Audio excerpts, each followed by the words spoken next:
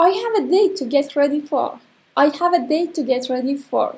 Date part 2 قسمت دوم از date به معنی قرار ملاقات. توی قسمت اول در مورد اینکه بخوایم با اینکه قرار ملاقات بذاریم چه سوالی بپرسیم صحبت کردیم. حالا توی قسمت دوم دوباره با هم همراه باشید تا یه سری کلمات جدید دیگه یاد بگیریم. اوکی؟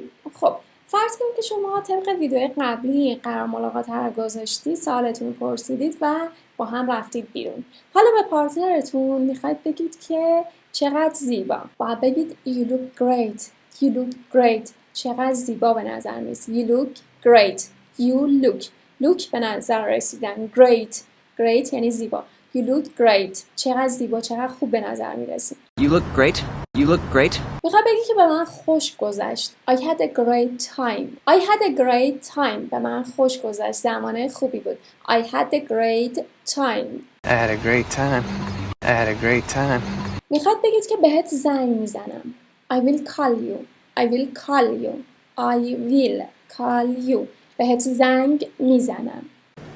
I will call you. I will call you. شما ماشین دارید، میخواید بگید که من میرسونمت. I will drive you home. I will drive you home. I will drive you home. من میرسونمت خونه. I will drive you home. I'll drive you home. I'll drive you home.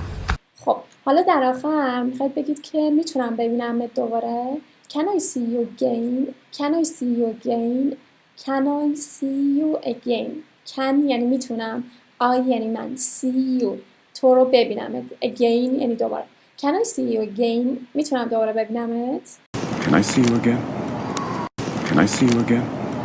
خب اینم 2 تا پست در مورد دیت، قرار ملاقات. امیدوارم که دوست داشته باشید و براتون مفید بوده باشه. دوستان لطفاً حتما ما رو هم حمایت بکنید، پستام رو سیو بکنید، لایک بکنید و به اشتراک بذارید و اینکه از دوستاتون هم بخواید تا صفحه ما رو فالو بکنن.